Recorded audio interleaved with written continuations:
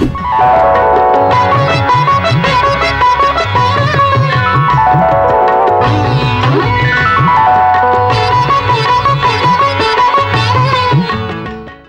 ప్రేక్షకులకు నమస్కారం.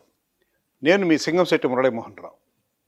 Rebel star Krishnaraju వర్ధంతి ప్రత్యేక కార్యక్రమానికి స్వాగతం.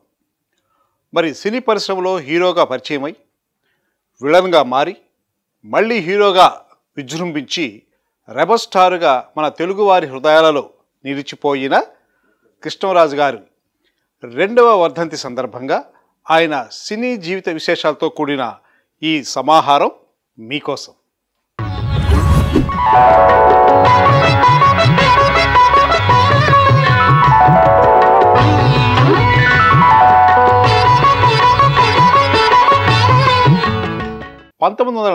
జనవరి 20వ తేదీన పశ్చిమ గోదావరి జిల్లా మొగల్తూరు గ్రామంలో జన్మించారు కృష్ణరాజు గారు. వీరి తల్లిదండ్రులు వీర వెంకట సత్యనారాయణరాజు, తల్లి లక్ష్మీదేవి. విజయనగర సామ్రాజ్యానికి సంబంధించిన వంశస్థులు వీరు. ఈయన 8వ తరగతి వరకు మొగల్తూరులోనే చదివారు. తరువాత నర్సాపూర్లో 9వ తరగతి చేర్పించాలని ప్రయత్నం చేస్తే అర్హత లేదని మళ్ళీ 8వ తరగతిలోనే నర్సాపూర్లో ఆయన జాయిన్ కావడం, 9 వరకు చదివారు. ఆ తర్వాత మళ్ళీ నర్సాపూర్లో పియూసి అవి చదివి ఆయన పాస్ అవ్వడం జరిగింది. కృష్ణరాజు గారు చిన్నప్పుడు చాలా పవర్గా ఉండేవారు. ఆయనకిచ్చిన పాకెట్ మనీతో సినిమాలు చూసేవారు. అందరు సినిమాలు చూసేవారు, కానీ అక్కినేని నాగేశ్వరరావు అంటే ఆయనకు చాలా అభిమానం. ఆయన ఎంత అభిమానం అంటే సువర్ణ సుందరి సినిమా 10 సార్లు చూశారట, మూగమనసు సినిమా 15 సార్లు చూశారట.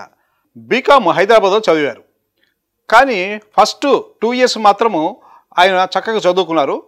3rd ఇయర్లో మాత్రము ఆయన ఒక జర్నలిస్ట్ కావాలన్న ఆలోచనతో కాలేజీకి వెళ్లకుండా వాళ్ళ బాబాయ్ ఆంధ్ర కళారత్న అనే పత్రికని నడుపుతుంటే ఆ ఆఫీస్లోనే సంవత్సరంతో గడిపేవారు.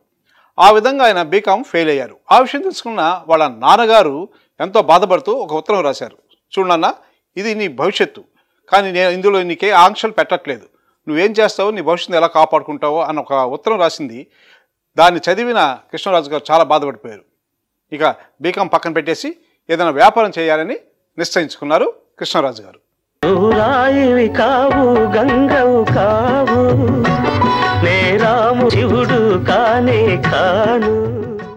వ్యాపారం చేయాలని నిర్ణయించుకున్న కృష్ణరాజు గారు ఏం చేయాలన్న ఆలోచనతో ఉండగా ఆయనకి అంతకుముందు ఫోటోగ్రఫీ అంటే చాలా ఇష్టం.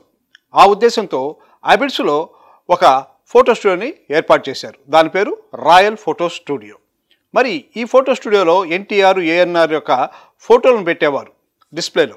మరి తన అసిస్టెంట్, కృష్ణరాజు అసిస్టెంట్ చూసి, సార్ మీరు కూడా హీరోలాగా ఉన్నారు, మీ ఫోటోలు కూడా మేకప్ చేసుకొని ఫోటో తీయించుకొని పెట్టండి, చాలా బాగుంటాయని అన్నారట. దానికి కృష్ణరాజు, మనమేంటరా హీరో అని చెప్పేసి, అంత లేదు, మీరు బాగుంటారు, మీ ఫోటోలు డిస్ప్లేలో పెట్టండి అన్నారు. ఆ విధంగా కృష్ణరాజు గారు ఆయన ఫోటో స్టూడియోలోనే ఆయన ఫోటోలు కూడా మోడల్గా పెట్టడం జరిగింది. ఓ రోజు హైదరాబాదు క్యాంటీన్లో టీ తాగుతూ ఉన్న కృష్ణరాజును ఒక పెద్ద ఆయన చూసి, బాబు నువ్వు అచ్చం హీరోలా ఉన్నావు, సినిమాలో యాక్ట్ చేస్తే పెద్ద హీరో అవుతావు అని చెప్పి ఆయనతో అంటే ఆయన ఆలోచించాడట. నువ్వు పని చెయ్యి, మద్రాసుకి నాతో రా, నేను అక్కడ సినిమాల్లో అవకాశాలు ఇప్పించే ప్రయత్నాలు నేను చేస్తాను అని చెప్పి కృష్ణరాజుని మద్రాసు తీసుకెళ్లారు ఓ పెద్ద ఆయన.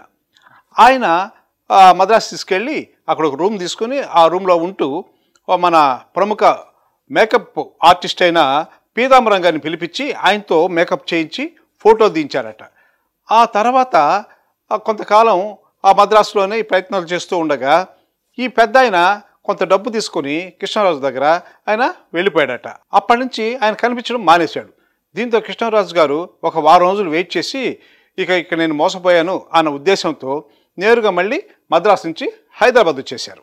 నేనిచ్చిన కట్నాలు కానుకలు తిరిగి ఇవ్వడం కాదు, కన్నెపిల్లగా కడిగిన ముచ్చల్లా పెళ్లి చేసి నీకు అప్పగించానే నా చెల్లెల్ని, దాన్ని అలాగే తిరిగి నాకు అప్పగించు.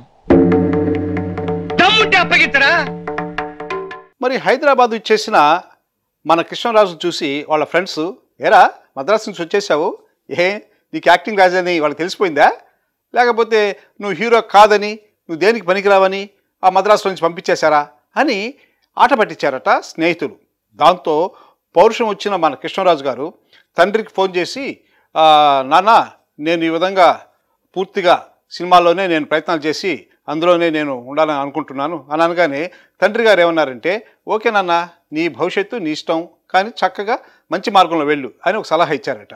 దాంతో ఆయన ఫోటో స్టూడియోని క్లోజ్ చేసి ఆ డబ్బు తీసుకుని మద్రాసు వెళ్ళిపోయి హోటల్లో ఉంటూ సినిమా ప్రయత్నాలు చేయడం మొదలుపెట్టారు. హోటల్ రూమ్లో ఉన్న కృష్ణరాజు గారికి సినిమా ప్రయత్నాలు ఎలా చేయాలో తెలియదు.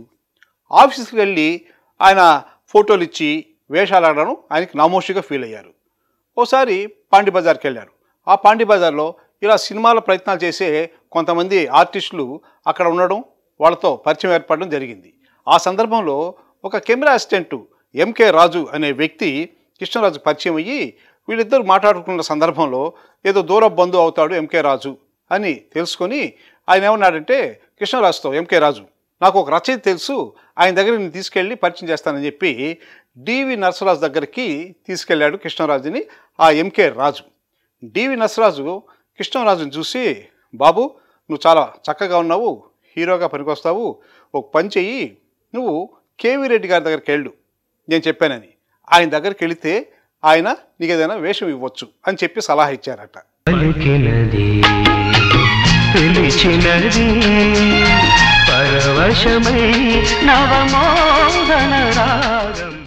మరి కృష్ణరాజు గారు కేవీ రెడ్డి గారిని కలిశారు. వెళ్ళిన తర్వాత ఆయన ఏమన్నారంటే, బాబు సినీ పరిశ్రమలో అందరూ ఎన్టీఆర్లు ఏఎన్ఆర్లు కాలేరు, నువ్వు బాగానే ఉన్నావు, కానీ ఇక్కడ నిలదొక్కోవడం చాలా కష్టం, అందుకని ఈ సినిమా ప్రయత్నాలు మానేసి నువ్వు ఇంటికి వెళ్ళి ఏదైనా వ్యాపారం చేసుకో అని సలహా ఇచ్చారట కేవీ రెడ్డి గారు కృష్ణరాజుకి.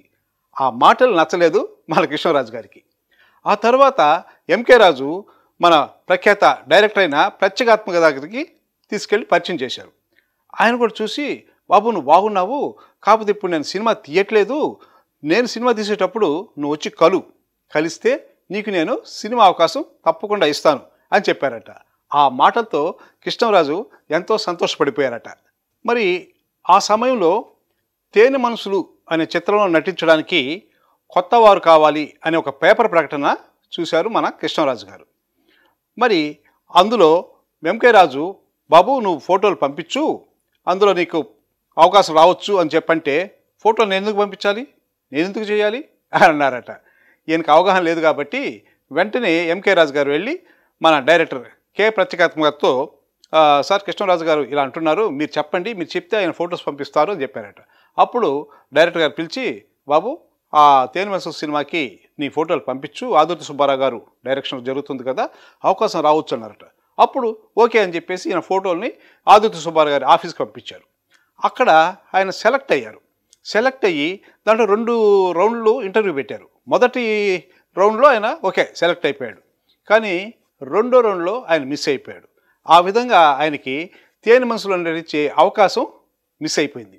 ఇందులో హేమమాలిని, జయలలితలు కూడా ఆ ఇంటర్వ్యూకి రావడం, వాళ్ళు కూడా సెలెక్ట్ కాకపోవడం అనేది ఒక తమాషా సంఘటన.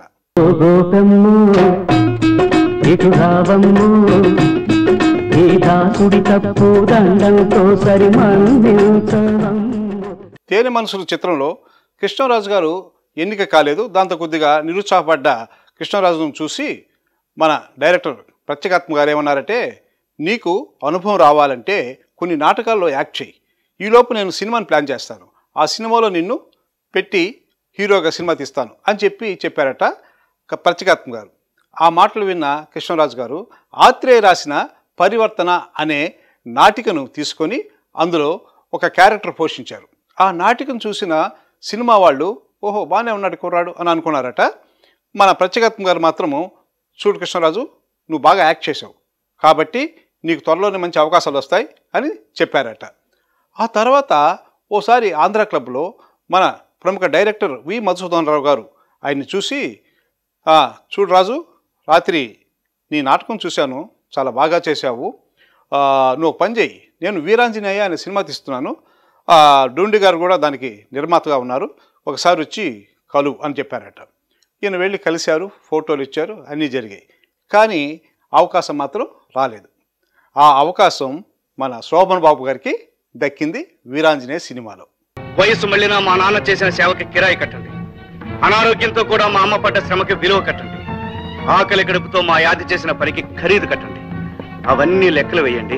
మీరు నెల నెలా తిండి గింజలకిచ్చిన ఖరీదు మినాయించుకోండి. 1966 మొదట్లో కె ప్రత్యేకాత్మ గారు కృష్ణరాజును పిలిచి, చూడబాయ్ మనం సినిమా చేస్తున్నాం, ఆ సినిమాలో నువ్వు హీరో అని శుభవార్త చెప్పారట.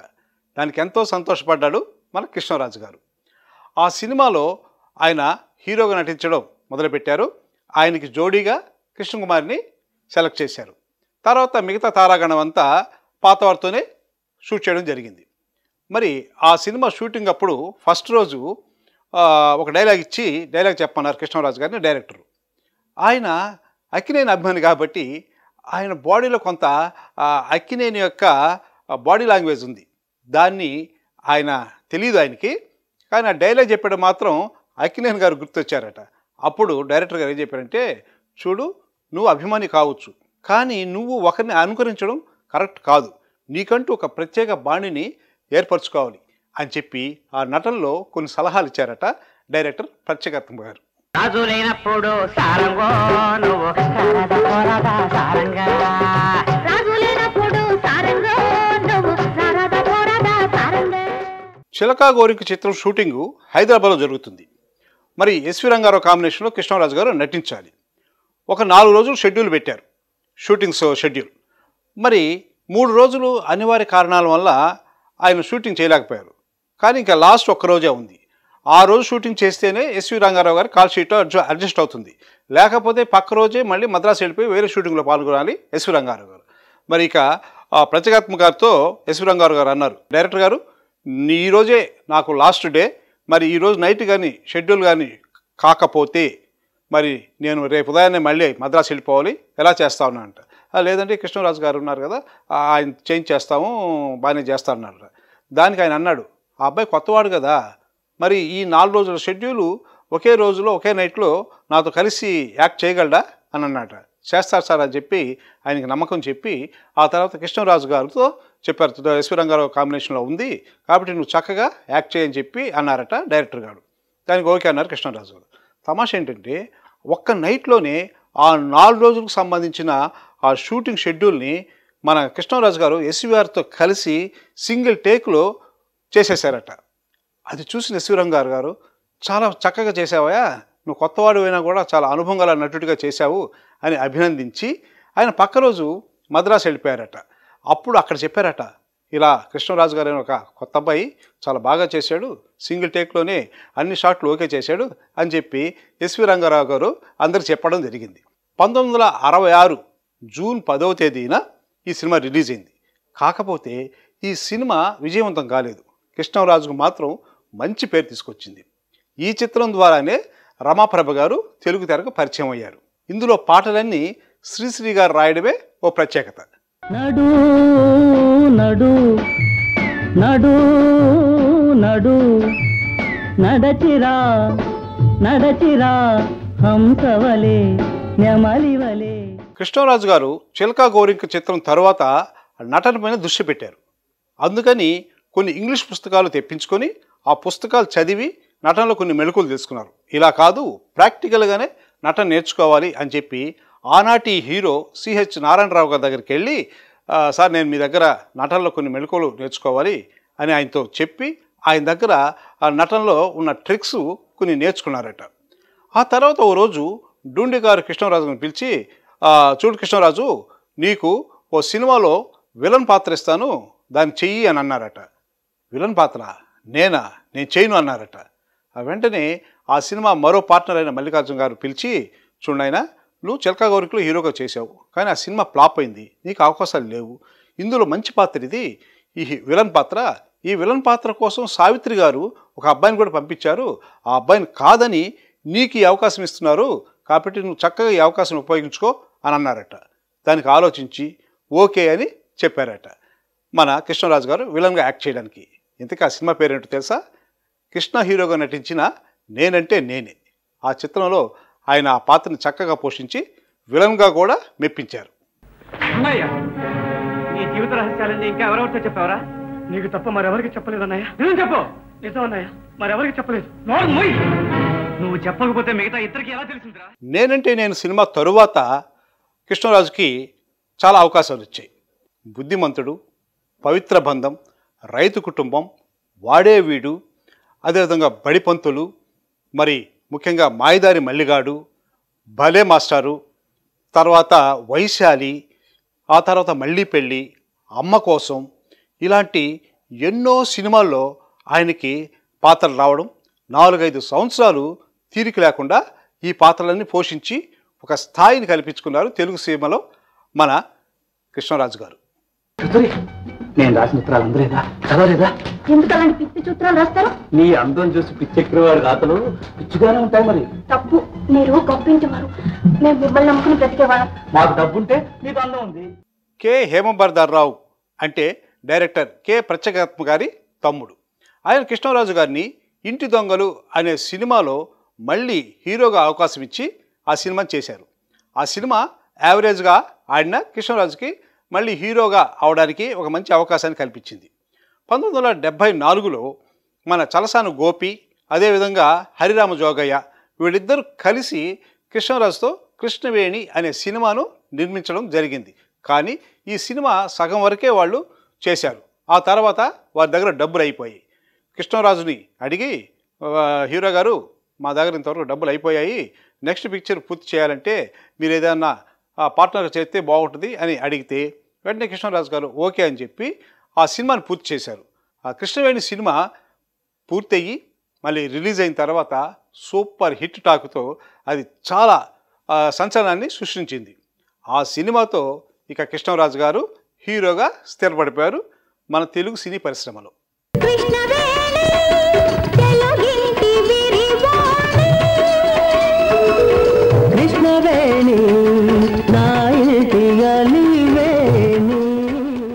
ఆ తర్వాత కృష్ణరాజు గారు ఎన్నెన్నో గొప్ప సినిమాల్లో హీరోగా యాక్ట్ చేశారు.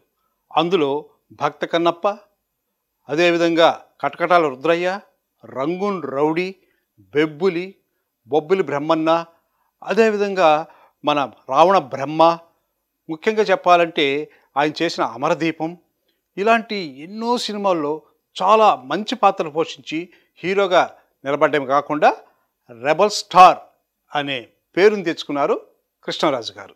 శివ శివ శంకర భక్త శంకర శంభో హర హర నమో నమో. హీరో తరువాత ఆయన క్యారెక్టర్ ఆర్టిస్టుగా మారారు. మా నాన్నకు పెళ్ళి, సుల్తాను, వంశోద్ధారకుడు, అదేవిధంగా రెబల్, ముఖ్యంగా ఆయన బిల్లా, ఇలాంటి చిత్రాల్లో క్యారెక్టర్ ఆర్టిస్టుగా 2013 వరకు నటించడం జరిగింది. తన తమ్ముడు యు సూర్యనారాయణరాజు అంటే ప్రభాస్ తండ్రిని నిర్మాతగా పరిచయం చేస్తూ గోపీకృష్ణ మూవీస్ నిర్మించి దాంట్లో కూడా చాలా గొప్ప గొప్ప సినిమాలు నిర్మించడం జరిగిందనమాట.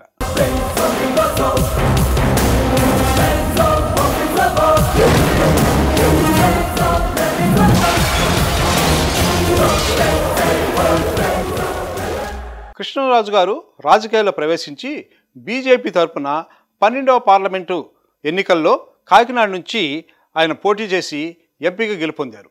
ఆ తర్వాత 13వ లోక్సభలో ఆయన మళ్ళీ రాజమండ్రి నుంచి పోటీ చేసి బీజేపీ నాయకుడైన మన వాజ్పేయి మంత్రివర్గంలో కేంద్ర మంత్రిగా పనిచేయడం జరిగింది. ఆ తర్వాత 2009లో బీజేపీకి రాజీనామా చేసి చిరంజీవి గారు స్థాపించిన ప్రజారాజ్యం పార్టీకి ఆయన సభ్యత్వం తీసుకొని మరి నర్సాపూర్ నుంచి ఎంపీగా పోటీ చేసి ఓడిపోయారు.